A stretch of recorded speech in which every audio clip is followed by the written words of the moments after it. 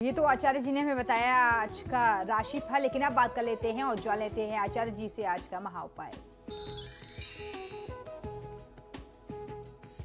ये आज का महा उपाय बहुत ही विशेष है। आज हम लोग चर्चा करने वाले हैं कि विवाह से पहले कुंडली मिलान करना क्यों आवश्यक है, क्यों करते हैं ये कुंडली मिलान का काम।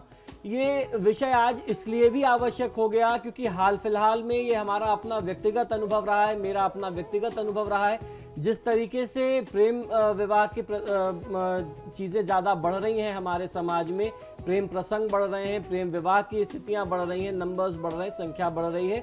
उस समय में लोग क्या करते हैं कि कुंडली नहीं मिलाते और उसके बाद तत्काल बाद कुछ समय बाद पति पत्नी के बीच में चाहे भले कितना भी अच्छा रिश्ता रहा हो, उसके पहले विवाह के उपरांत उनके बीच में बहुत ज़्यादा तनाव की स्थिति और विवाद की स्थिति और संबंध विच्छेद की यानी शादी टूटने की, तलाक की स्थिति तक आ जाती है।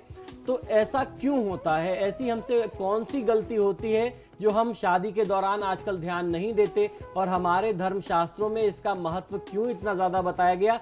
इसी विषय पर आज हम चर्चा करने वाले हैं। और अगर मान लीजिए कि किसी व्यक्ति को प्रेम विवाह करना भी पड़ता है और कुंडलियां अगर वो मिला लेते हैं, तो ऐसे में कुंडली अगर ना मिले तो क्या निदान करना चाहिए? क्योंकि आजकल सबसे ज़्यादा केसेस हमारे पास यही आते हैं, लड़के लड़की आते हैं, कहते हैं हमें तो शादी करनी है, आप बस रास्ता बताइए कैसे हो सकता है। तो क्या है इसका निदान, क्यों आवश्यक है, ये सारी चीज़ें इस पर आज हम लोग जानकारी करने वाले हैं। हिंदू धर्म शास्त्रों में हमारे 16 संस्कार बताए गए हैं जिसके बारे में हमने लगातार चर्चा भी की है। इन संस्कारों में काफ़ी महत्वपूर्ण है विवाह संस्कार। शादी को व्यक्ति का दूसरा जन्म भी माना जाता है। 16 संस्कार में ये बहुत ही प्रमुख है क्योंकि इसके बाद वर वधू सहित दोनों के परिवार का जीवन पूरी तरीके से बदल जाता है। इसीलिए विवाह के संबंध में कई महत्वपूर्ण सावधानियां रखना बहुत आवश्यक होता है। विवाह के बाद वर वधू का जीवन सुखी और खुशियों से परिपूर्ण रहे, यही कामना की जाती है। वर वधू का जीवन सुखी बना रहे, इसके लिए विवाह पूर्व लड़के और लड़की यानी वर और वधू, कन्या और वर दोनों की कुंडली का मिलान किया जाता है, दोनों की कुंडलियां मिलाई जाती हैं। किसी विशेषज्ञ ज्योतिषी द्वारा भावी दंपति की कुंडलियों से दोनों के गुण और दोष मिलाए जाते हैं, उनकी संतान की स्थिति, उनका नाड़ी दोष जिसे भकुट कहते हैं, आगे आने वाली संतानों की क्या स्थिति रहने वाली है। साथ ही दोनों की पत्रिका में ग्रहों की स्थिति क्या होती है, राशि मैत्री कितनी बन रही है, उनके गण क्या है और इनका आगे आने वाला भावी वैवाहिक जीवन कैसा रहने वाला है, ये भी चेक किया जाता है, ये भी देखा जाता है। यह सटीक अंदाजा लगा लिया जाता है इसी माध्यम से। ये बहुत ज़्यादा आवश्यक है। यदि दोनों की कुंडलियों के आधार पर इनका जीवन सुखी प्रतीत होता है तभी ज्योतिषी विवाह करने की आज्ञा देते हैं या विवाह करने की बात कहते हैं। कुंडली मिलान से दोनों ही परिवार वर वधू के भावी जीवन के बारे में काफ़ी जानकारी प्राप्त कर लेते हैं। यदि दोनों में से किसी की भी कुंडली में कोई दोष होता है और इस वजह से इनका जीवन सुख शांति वाला नहीं रहेगा, ऐसा प्रतीत होता है, तो ऐसे में यह विवाह नहीं किया जाना चाहिए। इसका सीधे तौर पर हमारे ज्योतिष में ये आज्ञा दी जाती है कि ऐसी स्थिति में विवाह नहीं किया जाए। कुंडली के सही अध्ययन से किसी भी व्यक्ति के सभी गुण दोष जाने जा सकते हैं।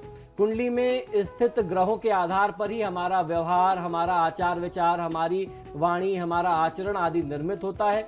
उनके भविष्य से जुड़ी बातों की जानकारी प्राप्त की जाती है। कुंडली से ही पता लगाया जाता है कि वर वधू दोनों भविष्य में एक दूसरे की सफलता के लिए सहयोगी सिद्ध होंगे या फिर नहीं होंगे। वर वधू की कुंडली मिलाने से दोनों के एक साथ भविष्य की संभावित जानकारी भी प्राप्त हो जाती है। इसलिए विवाह से पहले कुंडली का मिलान किया जाना बहुत आवश्यक है और इसके साथ साथ मंगल दोषों को देख लेना। हो सकता है अक्सर लोग ये प्रश्न करते हैं और खासतौर पर इधर बीच कुछ दिनों में मैंने ये अपना व्यक्तिगत अनुभव बता रहा हूँ आपको। लोग कहते हैं कुंडली में गुण तो बहुत अच्छे मिल रहे हैं लेकिन हमारे आचार्य जी ने मना कर दिया, कह दिया कि मंगल दोष है तो शादी नहीं हो सकती। अब इससे क्या प्रभाव हो सकता है? ये कौन सी बात हुई जब कुंडली मिल रही है? ऐसा आवश्यक नहीं है। हो सकता है कुंडली में 36 के 36 गुण मिल जाएं लेकिन मंगल की स्थिति अच्छी ना हो दोनों के लिए या किसी एक के लिए, तो मंगल दोष के कारण विवाह नहीं किया जाता। शास्त्र का सीधा सीधा ये कहना है कि अगर कोई भी एक व्यक्ति मांगलिक है और दूसरा नॉन मांगलिक है तो उससे विवाह न किया जाए। मांगलिक व्यक्ति का विवाह मांगलिक से ही कराने का निदान है और बहुत सारे लोग आजकल प्रेम विवाह के चक्कर में ऐसा कर लेते हैं। तो ऐसी परिस्थिति में तत्काल उनको मंगल दोषों की शांति करानी चाहिए, मंगल के मंत्रों का जाप कराना चाहिए और यथासंभव महामृत्युंजय मंत्र का जाप करा करके शांति करानी चाहिए। इसी के साथ ही हमारे आज के कार्यक्रम में फिलहाल इतना ही। बहुत बहुत शुक्रिया आपका आचार्य जी स्टूडियो में आने के लिए। जी नमस्कार।